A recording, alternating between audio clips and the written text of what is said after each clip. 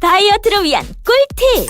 동결건조 채소와 곡물, 단백질, 그리고 효소와 비타민, 미네랄로 만든 다이어트 전용 그린 스무디로 하루 한두 끼만 바꿔 드세요.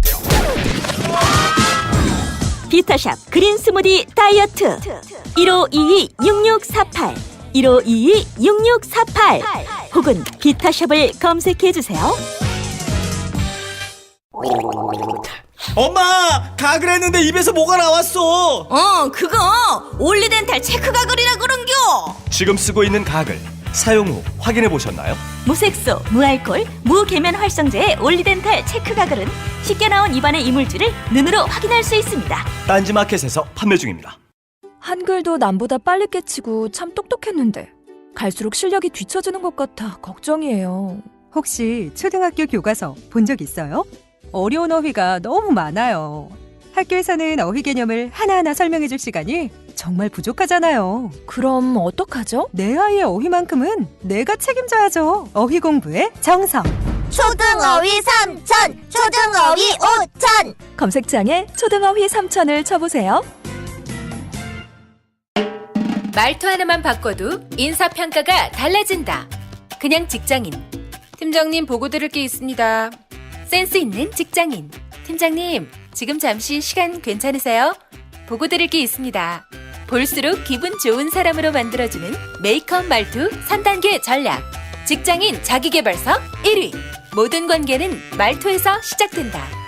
위즈덤 하우스 미디어 그룹.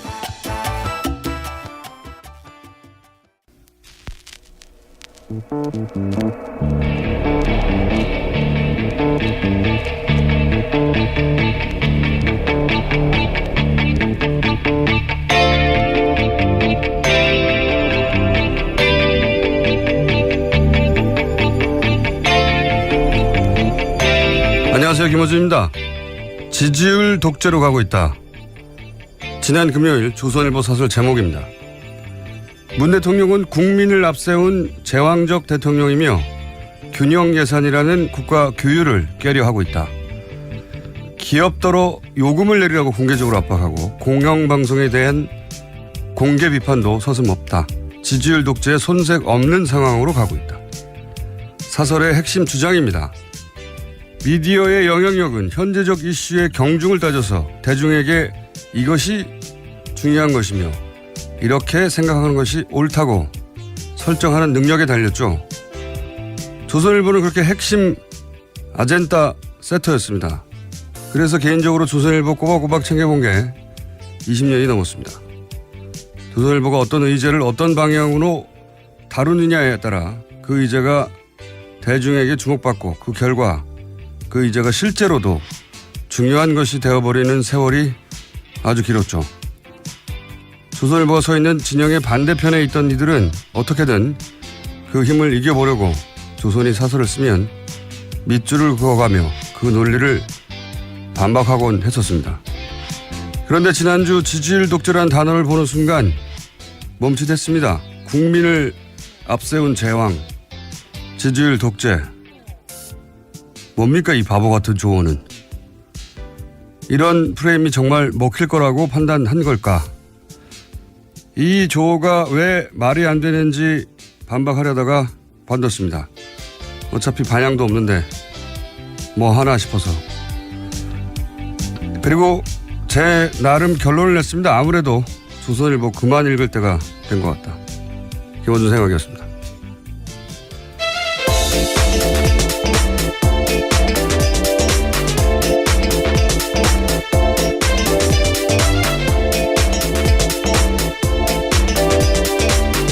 시사인의 김은지입니다. 네. 조선일보 이 기사 읽어보셨어요, 사설? 예, 그 기사는 못 봤네요. 그러니까요. 핵심이 그겁니다. 잘 몰라요. 저는 꼬박꼬박 사설 같은 거 읽어보는데, 예. 제가 정치를 처음 알게 된 게 대략 노무현 전 대통령이 50 청문회 때 활약하는 거 보고. 80년대. 그러니까요. 고등학교를 졸업하는 무렵에. 그런데 최근, 그거 잘 모르실 것 같아요. 그 어릴 때부터 인터넷으로 뉴스를 접하신 20대 뭐 중후반 이분들은 잘 모르실 것 같은데 종이신문으로 조선일보 존재감은 대단했었거든요. 그리고 대체로 조선일보가 시비를 걸면 정치권은 행복하거나 최소한 타협하기 마련이었단 말이죠. 그런데 이제 이 지지율 독재 같은 프레임을 가지고 지금의 독자, 지금의 시민, 대중을 설득할 수는 없을 것 같거든요. 제가 보기엔. 예. 어쨌든 아무리 세련되게 포장을 해도 지금 시대 정신, 시대 감각하고 굉장히 동떨어져 있다. 예. 갈라파고스화 되어 간다. 이런 느낌을 저는 그 사설을 읽다가, 예. 물론 지금도 문재인 정부 출범 이후에 뭐 거의 하루도 빼지 않고 정부를 비판하고 있는데, 그럴 수 있죠. 예. 정치 입장이 다르면. 그래서 조선일보만 읽으면 우리나라 지금 거의 망하기 직전이거든요. 예. 곧 망해요. 어쨌든 뭔가 끝판왕 느낌이었는데, 예. 흑마술 이런 느낌이었거든요. 뭐 이제 더 이상 읽지 않으신다고 하셨으니까요. 네. 예, 이렇게 될 줄은 몰랐습니다. 자, 첫 번째 뉴스는요. 네, 지난주 금요일 이재용 삼성전자 부회장 선고 나왔습니다.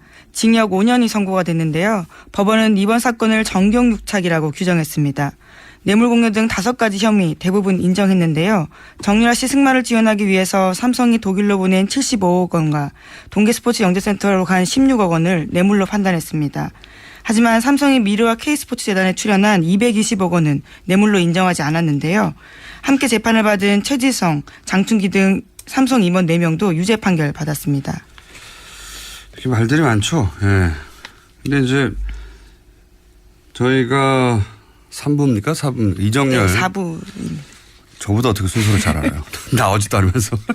이정열 전 판사님 직접 나오셔가지고 한번 짚어주실 텐데, 개인적으로도 뭐 이해 안 가는 점들이 몇 가지 있습니다. 이제 혐의는 대부분 다 인정했는데 뭐 형량이 낮다 뭐 이런 얘기도 있긴 한데 논리적으로도 잘 이해가 안 가는 부분이 있어요. 예를 들면 승마 지원은 뇌물이라고 했잖아요. 예. 그렇죠. 뭐 정유라 씨도 받은 사람 수혜자가 뇌물이라고 하니까 결정적이었다는 평가를 받고 있습니다. 평가를 받는데 실제로 결정적인지는 판사님 마음속에 들어봐야 하는 거고 어쨌든 뇌물 지원은 뇌물이잖아요. 그러니까 이게 승마 지원은 뇌물이잖아요. 그렇죠. 인정했고 그리고 그 K스포츠 재단도 최순실 사익 추구의 수단이라는 것도 인정했잖아요. 예, 재단에 관련해서는 그렇게 인정을 했습니다. 그런데 그 말을 지원한 건 뇌물이지만 K스포츠 재단에 220억을 낸 것은 뇌물이 아니다고 했단 말이죠. 네, 미르와 K스포츠 재단 예, 합쳐서죠. 예. 예. 어쨌든 스포츠 얘기를 하고 있으니까 제가 스포츠를 집중적으로 얘기를 해보자면 박근혜 대통령이 스포츠 그 이유가 뭐냐면 박근혜 대통령이 스포츠 융성 정책을 폈기 때문에 재단에 넣은 돈은 최순실이 사익 추구를 하긴 한 거긴 맞는데 그거 수단이긴 했는데 대통령은 스포츠 융성 정책을 펴서 그렇게 된 거다 전후가. 대통령하고 최순실하고 거기서 구분이 돼요. 근데 이게 저는 이해가 안 가는 게 이게 논리적으로 모순이라고 생각하는 게 그러면 박근혜 대통령이 이 승마 지원 이외에 따로 안종범 수석이나 또는 뭐 그 각종 기업을 불러서 따로 챙긴 스포츠가 있느냐 없어요. 유일하게 승마만 챙겼거든요.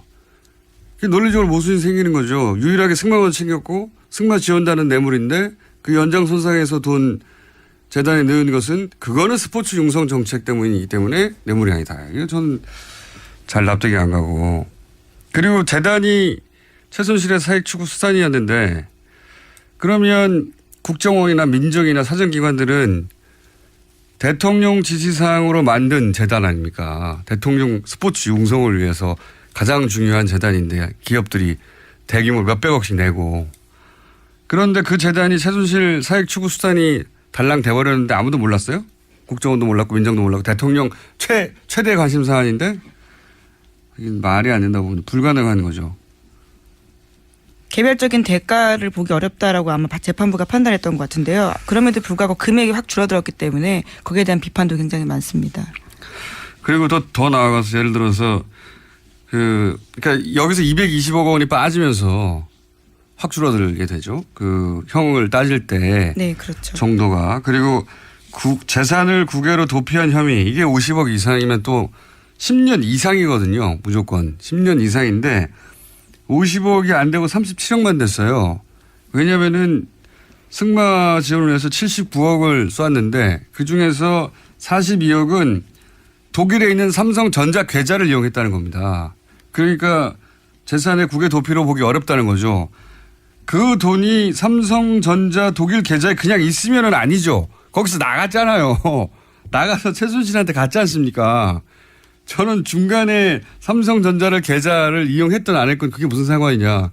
결국은 삼성의 돈이 최순실한테 갔는데 국외로. 아 정말 이것도 잘 이해가 안 갑니다. 이것도 법정 최저 형량 줄여주려고 판단한 바가 아니냐라는 의심을 사고 있는 부분입니다. 하여튼 뭐 제가 법조인은 아닌데 몇 가지는 논리적으로 모순이 되거나 이 말이 되는가. 예. 승마 지원은 뇌물인데 K스포츠 재단에 준 돈은 뇌물이 아니다. 왜냐하면 K스포츠 재단은 스포츠 융성 정책에 의한 거기 때문에. 그래서 삼성이 그런 생각을 못했다는 거 아닙니까? 이걸 주면 뇌물이 될 거라는 생각을. 그러면 대통령이 따로 챙긴 스포츠가 있냐 이거죠. 없어요. 없어. 말밖에 안 챙겼는데. 저는 그런 점들이 이상하고요. 여하간 이거 관련해서는 또 부장판사님 출신으로서 사실 전망이 딱 맞았어요. 공개하지 않을 것이다. 5년 정도일 것이다. 무죄가 나긴 어렵다 등등. 대부분의 주요한 예측이 맞았던 이정열 판사님과 자세한 이야기 그때 가서 나눠보도록 하겠습니다. 어쨌든 그래서 형량이 낮다는 논란이 많죠. 네, 그래서 어제 법원이 아예 나서서 해명을 하기까지 했는데요. 유죄가 인정된 부분은 89억 원이기 때문에 형량이 지나치게 낮다라는 표현은 생각해 볼 여지가 있다라고 주장했습니다. 그 범위 안에 들어간다라는 주장인데요. 그렇게 주장하는 분들도 있겠죠. 근데 지금 이런 얘기들 많이 하죠. 그 예전에 이제 그 대기업 총수들이 5년 정도 1심에서 받고 그런 다음에 3년 이하로 감량해가지고 집행유예로 풀려나는. 네, 주로 2심에서 그렇게 네, 됐었죠. 2심에서. 이게 이제 5년이 그렇게 꼼꼼하게 배려된 거 아니냐. 왜냐하면 절반 이상은 줄일 수가 없거든요. 그리고 3년 이하여야 집행유예가 가능하거든요. 네. 그러면 6년을 때리면 너무 딱 3년이잖아요. 그래서 5년 정도 한 다음에 그거를 3년 이하로 감형한 다음에 집행유예로 나오는 게 대기업 총수들의 과거의 코스였거든요. 그 심지어 3.5 법칙이라는 말까지 나올 정도였습니다. 네. 그래서 이제 데자뷰를 느끼는 분들이 많이 있는 거죠. 하필 5년이냐 이렇게. 역시 이정열 판사님과 자세한 이야기를 나눠보겠습니다. 어쨌든 이 정도면 충분한 거 아니냐부터 너무 많다는 주장도 물론 없는 건 아닙니다만은 부족하다는 주장 많습니다. 다음 뉴스는요? 네, 우선 양쪽이 항소하기로 결정을 하긴 했습니다. 네, 국정원 소식도 연달아 연결해서 전해드리겠는데요. 원세훈 전 국정원장 취임 이후에 국정원의 첫 여론조작 대상이 노무현 전 대통령이었다고 한겨레 신문이 아침에 보도했습니다. 원 전 원장 지시사항과 이행자료라는 내부 문건에 따른 보도인데요. 원 전 원장은 2009년 3월 3일에 노무현 전 대통령 홈페이지 사람 사는 세상에 올라온 글에 대해서 대응을 지시했다고 합니다. 당시에 노무현 전 대통령은 국가보안법에 대해서 비판하는 글을 올렸는데요. 이에 대해서 원 전 원장은 이 글을 겨냥해서 반박 심리전을 주문했다라고 합니다. 그런 다음에 심리전단은요.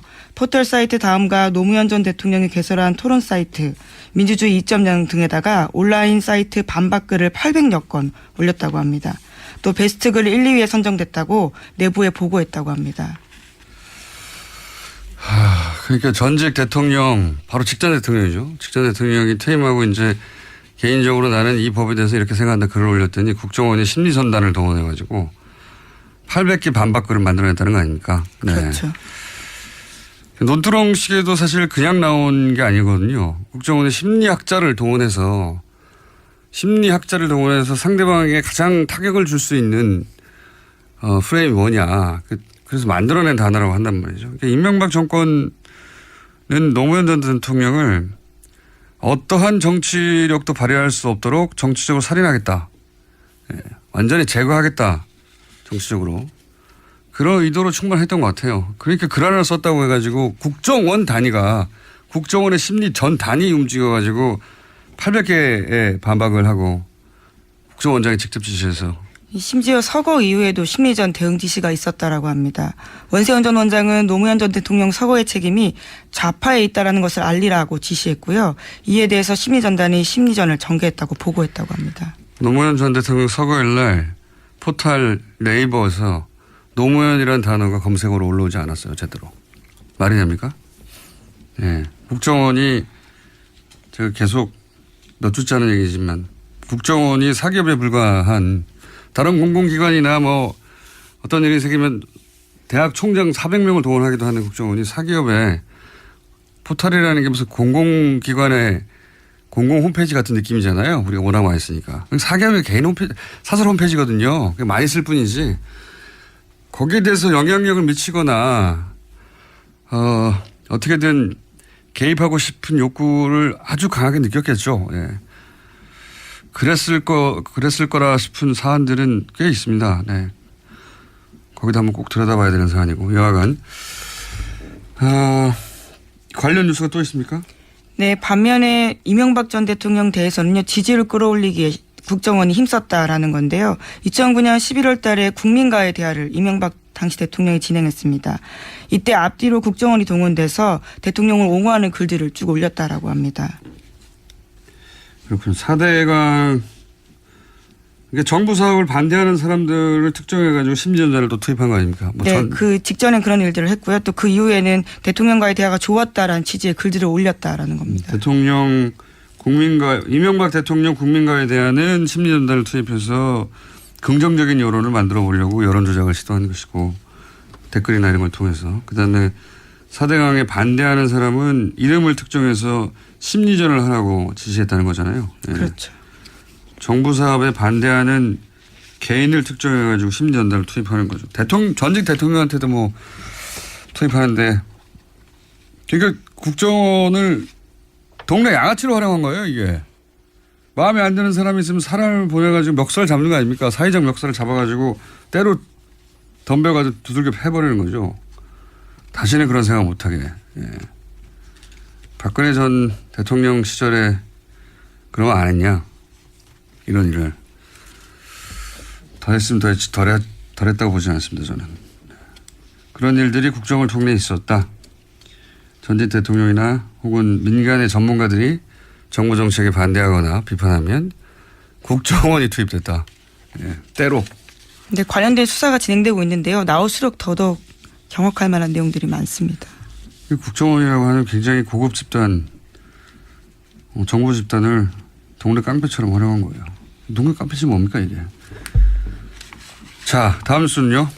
네, 북한이 지난 26일에 동해상으로 발사체 3발을 쏘아 올렸습니다. 지난달 28일 대륙간 탄도미사일급 화성 14형 2차 시험 발사 뒤 29일 만인데요. 첫 발사체와 세 번째 발사체는 250km가량 날아갔습니다. 반면에 두 번째 발사체는 쏘아 올린 직후에 폭파했다라고 하는데요. 미국 태평양 사령부는 단거리 탄도미사일로 보인다고 분석했고요. 청와대도 국가안전보장회의 소집해서 300mm 방사포로 추정된다고 발표했습니다. 미국에서는 이제 이게 탄도미사일이었으면 좋겠고 우리는 방사포였으면 좋겠죠. 예.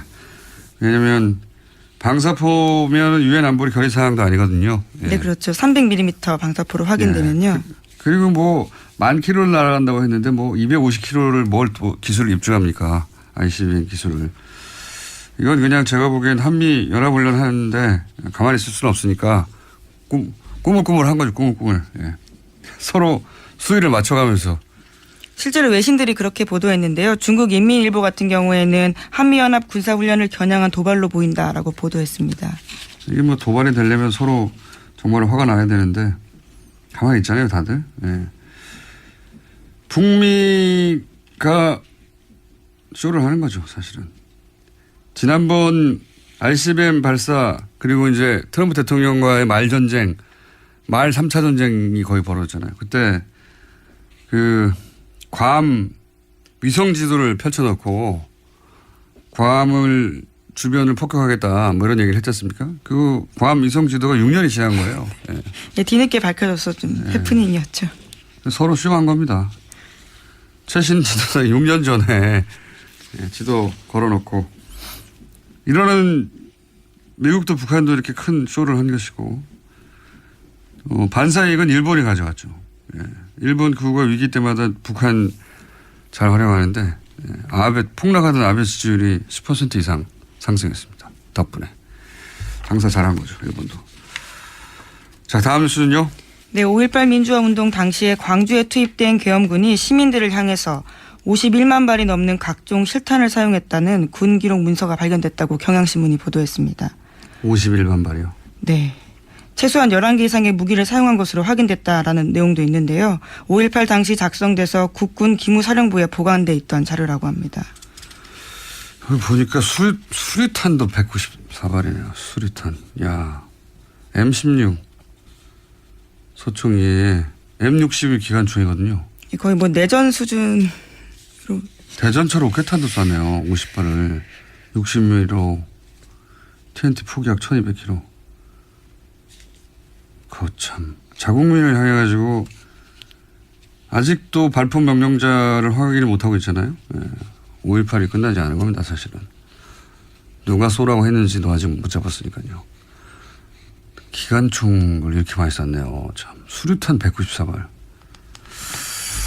이거 수류탄은 이게 더 충격적이네요. 대전차 로켓탄이 전차, 장갑차 뭐 이런 거 공격하는 건데 그걸 58을 실제로 쐈다. 준비한 게 아니고. 군 내부 기록입니다. 대전차 로켓탄을 어디다 쐈을까요? 버스에 쐈나요? TNT 포격도 1200km. 어떤 최초의 사격 명령을 내린 사람하고 헬기로 사격을 가한 사람 그리고 최근에는 이제 비행기 폭격을 하려고 했다 하는 증언이 나온 적이 있지 않습니까? 네, 다 밝혀내야죠. 다음 뉴스는요. 어제 국민의당 전당대회가 있었습니다. 안철수 후보가 당대표로 당선됐는데요. 51%를 얻어서 1위를 차지한 겁니다. 안 대표의 임기는 2019년 1월까지인데요. 지난 5월 9일 대선에서 패배한 지 110일 만에 다시 당 전면에 나서게 됐습니다. 그렇군요. 네, 결국 대표가 되긴 됐는데 어쨌든 모든 당선을 축하해야 되는 거거든요. 네, 축하드릴 일이긴 한데 이게 축하받을 일인가 싶은 생각도 듭니다. 왜냐하면은 51%밖에 안 됐잖아요. 본인이 창당하고 불과 100일 전에 대선 후보였는데 51%면 당내 인사들이 흔쾌히 그 힘에 따르게 좀 부족하거든요. 예. 그런 점도 있고 최고위원들이 당선됐는데 이제 안철수계 소위 당선되긴 했지만 이분들이 원내가 아니에요. 최고위원 2분 그리고 청년위원장 안철수 소위 개로 분류가 되는데 원내입니다. 다. 여성위원장 한 분만 원내인데 이분은 안철수계가 아니라고 지금 평가받고. 그러니까 당대표 그리고 그 당대표 계열의 최고위원들 전원이 국회의원이 아닌 겁니다. 이렇게 되면 의원회의에 당 지도부가 못 들어가는 거거든요. 국회 본회의장에도 아무도 못 들어가는 거예요. 당 지도부가. 법안 발의도 아무도 못하는 거죠. 국회 표결에도 아무도 참석하지 못하고. 원내 정당으로 이런 건 헌정사상 최초가 아닐까 싶은데. 정당이 원래 국회의원 중심으로 돌아갈 수밖에 없는 구조가 좀 있는데 현역 의원이 없는 이 지도부를 과연 현역 의원들이 법안도 내지 못하는 지도부를 과연 인정할지 당 지도부하고 당 소속 의원들이 따로 놀 공산이 꽤 보인다. 그래서 축하받기만 할 일인가 싶습니다. 네, 정치인으로서. 자, 제목 정도 스크리닝하고 끝날 것 같습니다. 네, 브뤼셀과 런던에서 잇따라서 흉기 테러가 일어났는데요. 바르셀로나에서는 반테러 시위도 일어났습니다. 그렇군요. 바르셀로나에서 50만 명 정도. 이 사안은 저희가 유럽 현지 혹은 전문가와 함께 유럽에서의 테러를 한번 또 정리해서 다뤄야 될 것 같아요. 지난번에 한번 벨기에 출신의 크리스 특파원이라고 저희가 유명한 크리스 교수 통해가지고 이게 무슬림이 범죄화한 게 아니고 범죄가 무슬림의 껍데기를 쓴 것이다. 무슬림과는 사실은 상관이 없는 거다라고 분석을 해주셨는데 한번 또 다루겠습니다. 조만간. 자, 여기까지 하겠습니다. 지금까지 시사인의 김은지였습니다. 감사합니다. 아무도 묻지도 따지지도 않고 가입하셨다고요? 보험은 너무 어려워요. 걱정 마십시오. 마이보험 체크가 도와드립니다. 1800-7917 마이보험 체크로 지금 전화 주세요. 1800-7917. 이미 가입한 보험이나 신규 보험도 가장 좋은 조건을 체크해서 찾아드립니다. 인터넷 한글 주소 마이보험.com 또는 카카오톡에서 아이디 검색 마이보험을 친구 추가하여 상담하실 수 있습니다. 모닝똥? 제겐 사치였죠. 내가 토끼인지 토끼똥이 나인지. 내가 변을 본 것인지 변을 당한 것인지 나는 바나나이고 싶다. 간혹 구렁이이고도 싶다. 미궁 대장사랑.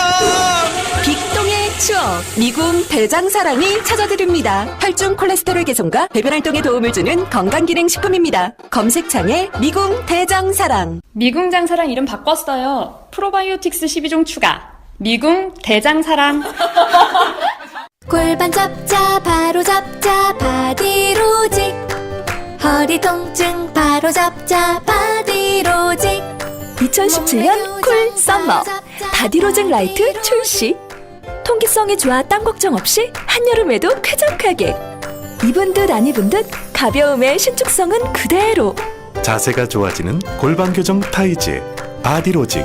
검색창에 골반 교정 바디로직 라이트.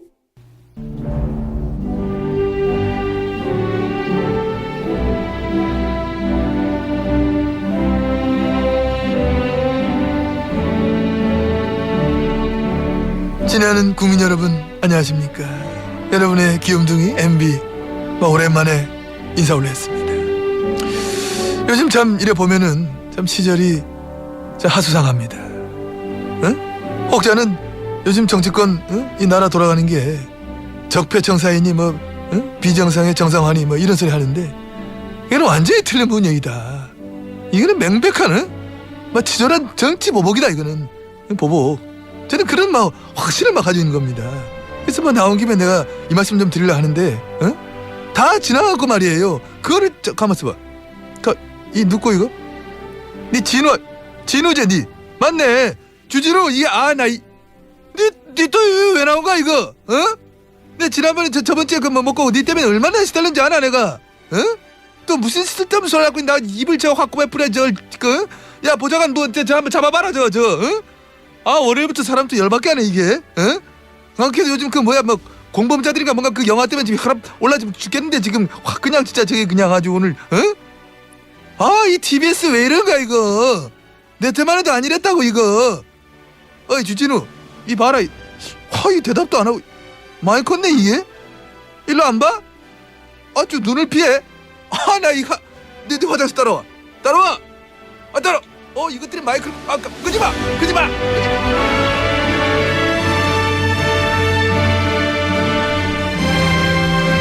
지난주 조준희 기자 BBK 관련해서 완전히 새로운 단서를 처음으로 공개했는데 근데 아무도 기사를 안 써가지고.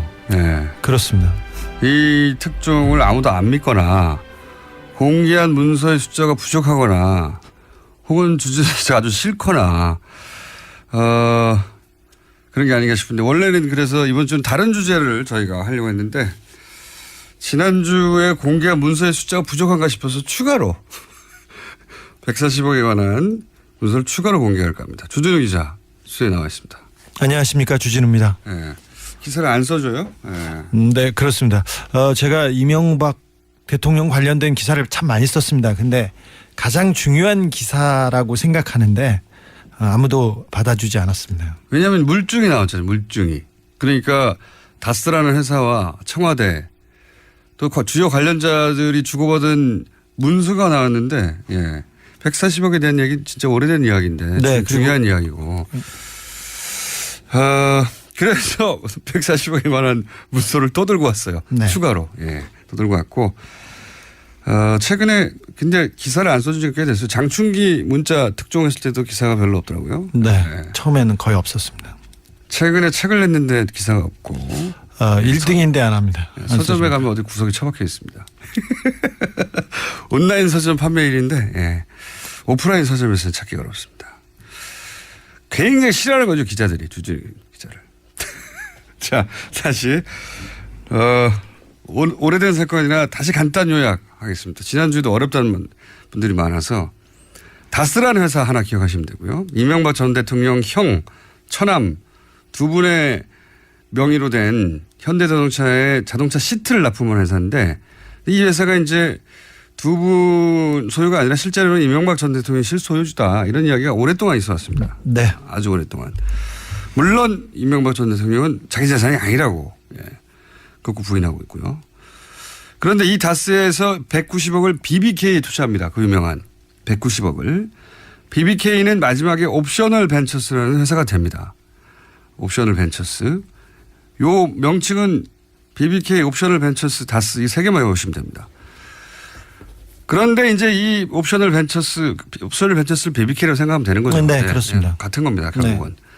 여기서 이제 주가 조작을 해서 투자자들이 1,000억 가까운 손을 입고 그 대표 김경준 씨는 384억을 횡령한 사건, 통칭 BBK 사건이라고 하죠. 네. 예, 이걸 BBK 사건이라고 하는 겁니다.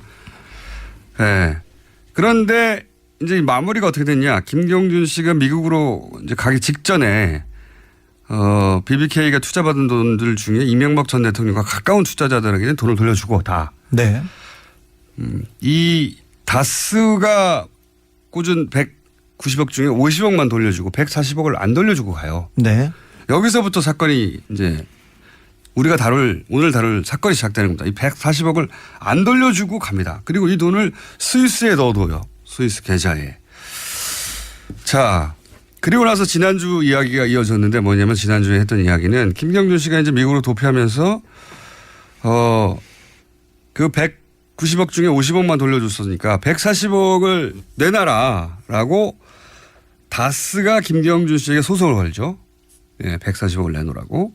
그리고 옵션을 벤처스에 투자했던 사람들 역시 김경준 씨에게 소송을 겁니다. 간단하게 그렇습니다. 요약하면 다스 김경준 그리고 투자자 김경준 이렇게 큰 소송 두 가지가 열립니다. 여기서 다스 김경준은 김경준의 승리, 투자자 김경준은 투자자 승리 이렇게 되는 거죠. 그렇습니다. 결론이. 네. 그래서 140억을 다스는 졌어요. 돌려받으려고 했는데. 네. 졌는데 이 140억이 김경준 씨한테 돌아가는 겁니다. 전 재판은 이겼는데 돈은 돌려줘요. 네. 이상한 일이 벌어진 거죠. 이게 어떻게 된 일이냐 해서 지난주에 그게 어떻게 된 일이냐 하면 이렇게 된 일입니다라고 우리가 추정할 수 있는 문서를 처음으로 어제 지난주에 공개를 했습니다. 네 종류로 공개했는데 첫 번째 공개한 게 이제 다스의 회의록이었어요. 이 회의록에 따르면 다스 김경준 소송 회의를 LA에서 화선지라는 찻집에서 2008년 11월 10일 날 했는데 여기에 다스 임원과 직원, 다스 측의 변호사 그리고 LA 총영사가 참석했다. 네. 김재수 총영사가 참석했습니다. 예. 이 김재수 총영사는 어떤 분입니까? 김재수 총영사는 BBK 재판에서 이명박 대통령 측 변호인을 맡았던 사람이었는데 민간인 변호사였습니다. 그렇죠. 그런데 이명박 대통령이 정권을 잡자마자 LA 총영사로 임명합니다. 해동포 출신으로는 처음으로 재공관장이 된 겁니다. 심지어 미국 영주권자였습니다. 영주권자 출신으로 임명직에 오른 첫 번째 외교관이기도 했습니다. 그리고 나서 LA 총영사 외교관인데 실제 담당했던 일은 BBK 담당이었어요. BBK 재판 담당이었습니다. 이거 자체가 너무 웃기지 않습니까? 외교관을 임명해가지고 자신은 아니라고 하죠. 어쨌든 자신하고 상관없는 송사, 네. BBK 송사 변호사를 LA 총영사로 아친 다음에 나라 돈을 줘가면서 LA 총영사가 BBK를 전담하게 하는 거예요. 네. 변호사 출신이었기 때문에. 그 임무를 띠고 그 자리에 공직에 오른 겁니다. 그렇게 추정할 수밖에 없다. 네. 예. 그 다음 이제 문건이 지난주에 LA 총영사 검토 요청 사안 이런 문건이었어요. 네. 이게 이제 청와대 민정에서 만든 거랍니다. 네네. 청와대 민정 누구요?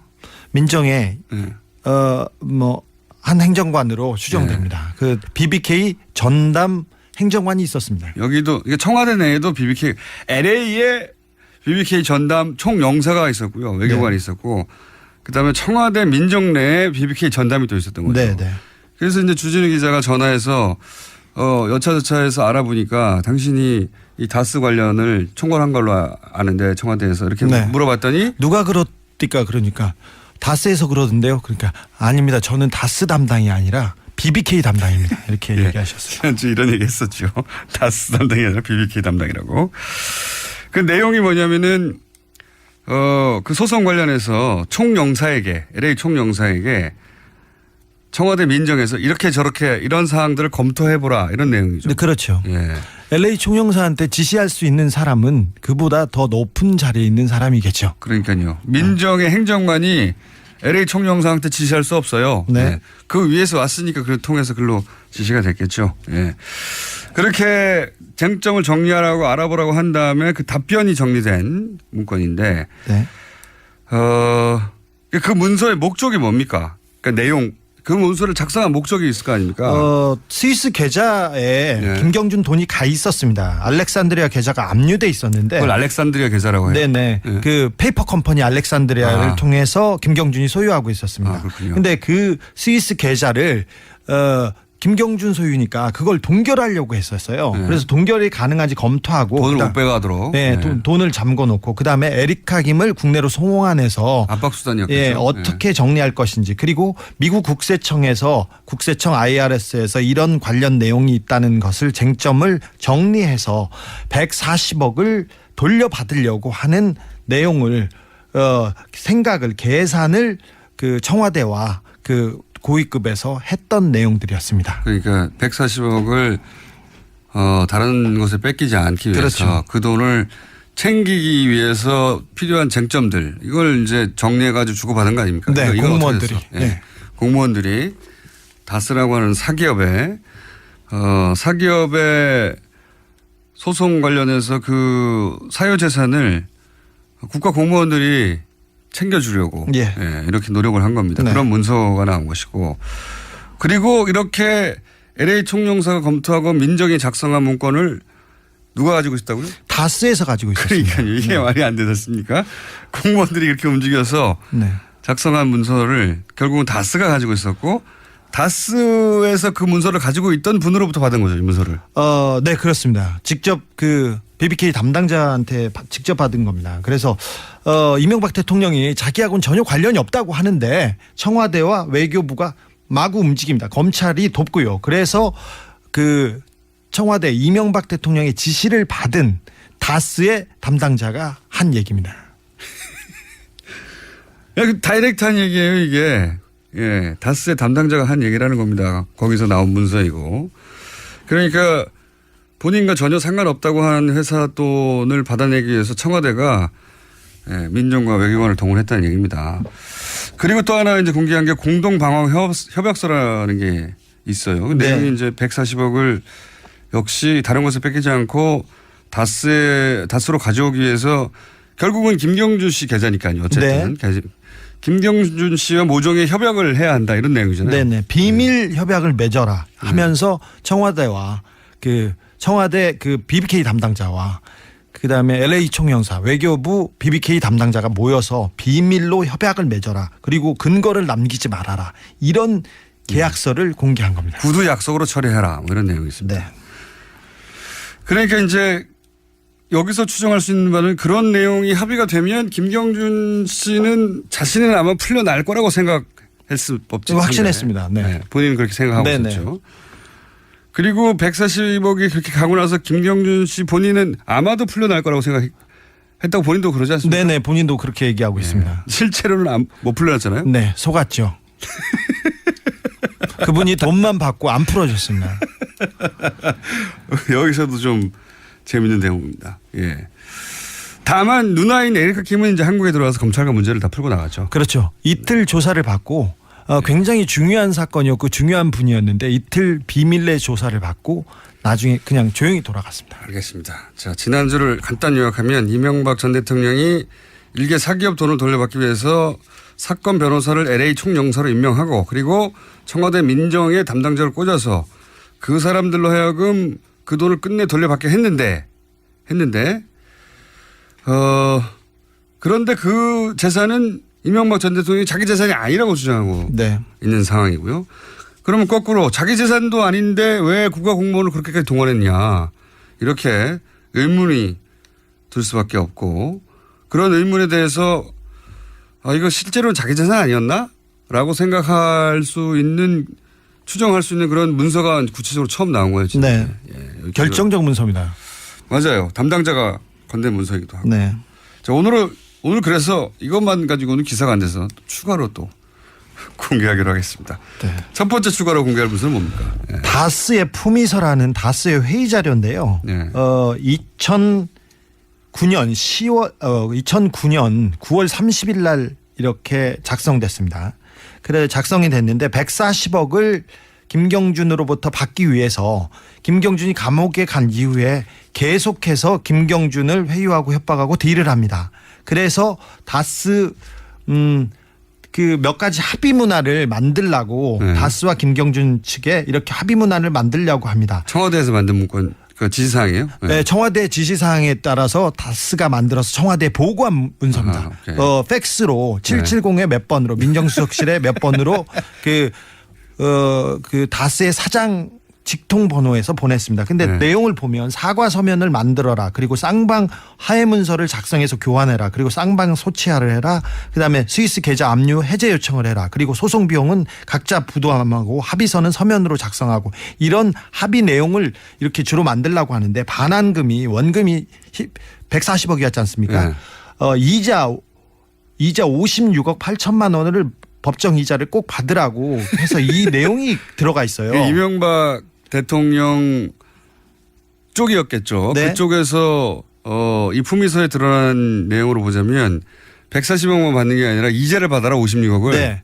사실 다스하고 김경준 측하고 얘기를 했는데 원금을 돌려준다는 거 가지고 얘기를 했는데 이명박 대통령이 화를 내면서 이자도 받아야 된다. 무슨 소리냐. 그래서 그 화를 내 가지고 이 합의서에 이자 부분 그 협의하느라고 굉장히 곤란했다고 담당자가 증언하고 있습니다. 담당자가 원금만이라도 지금 감옥에 들어갔고 이제. 그렇죠. 예?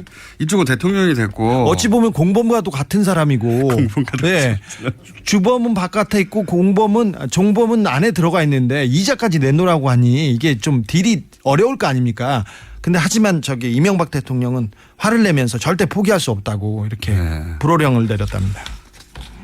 이제 이 사안을 다스에서 담당했던 사람의 이야기인 거죠. 네. 예. 이 품위서를 만들고 청와대로 보낸 사람입니다.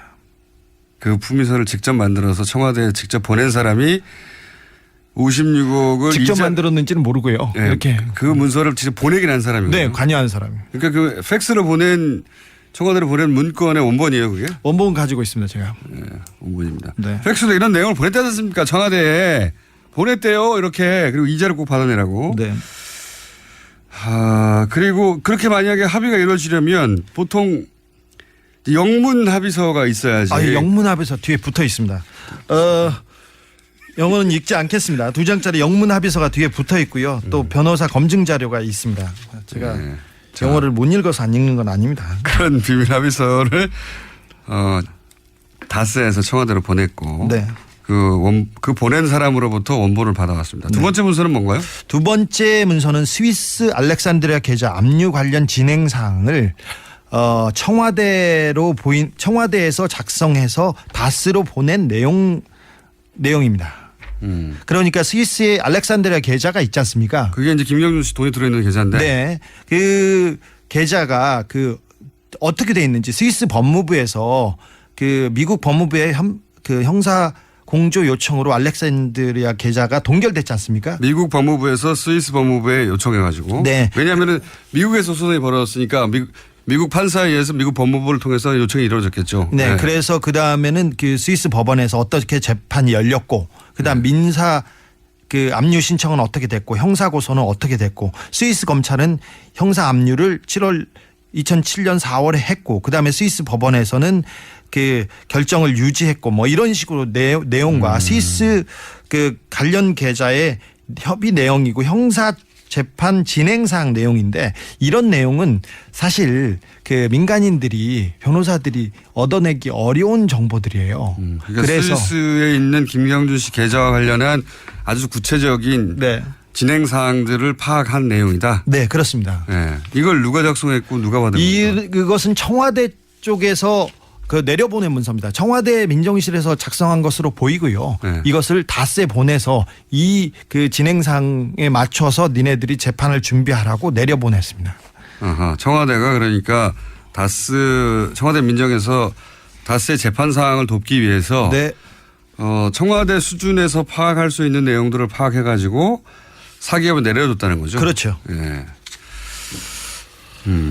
세 번째 문서는 뭡니까? 세 번째 문서는 그 청와대에서 지시한 내용에 대해서 질문하신 내용에 대한 회신입니다 하면서 다스가 그 대답을 해가지고 올린 보고 문건인데요. 청와대가 그러니까 다스한테 그 내용 어떻게 됐어 하고 이제 질문을 하면 다스는 이런저런 파악해가지고 올린다는 거죠. 네, 그래서 다스에 이게 서류 이게 도장이 찍혀 있어요. 찍혀 있는데 첫 번째 질문에 답해서 다스에서 자금을 수령한 후에 어떻게 민사 소송을 취하게 돼 있습니다. 그러면서 돈은 2011년 2월에 수령하고 해제는 2개월이 지난 2011년 4월 5일에 해제하게 됐는데 왜 그러냐 이게 물어보니까 당시 에리카 김이 국내 체류 및 조사 중인 이유로 김경준 쪽에서 요청해서 이렇게 됐습니다. 두 번째 질문에 대해서는 콜린스 판사가 판결문에 위반했다고 얘기합니다. 뭐 이런 식으로 해서 하여튼 내용은 디테일은 우리가 뭐 일반인들은 들어서는 잘 모르시니까 한마디로 말해서 이제 청와대에서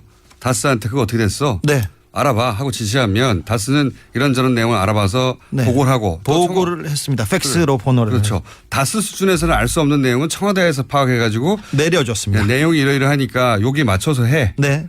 지시하고 그리고 다스는 또 그러면 우리는 이렇게 하겠습니다라고 품위를 올려서 보고를 하면 야, 그 돈은 이자 받아. 응? 이자까지 받아와. 이런 지시를 하고 그러면 담당자는 아니 감옥 가 있는 사람한테 어떻게 이자까지 56억을 받아내냐고 어디서. 그럼 혼나고. 뭐 이런 내용입니다. 네. 분명하잖아요. 이걸 혼내고 그 안에서 판단할 수 있는 사람은 한 사람밖에 없습니다. 한 사람밖에 없는데 시간이 다 됐어요. 네. 그러면 서류는 맞는데요. 이렇게 하죠. 한 3부에서 2, 3분만 정리하고 끝내는 것으로. 잠깐 이따가요. 3부에 다시 뵙겠습니다.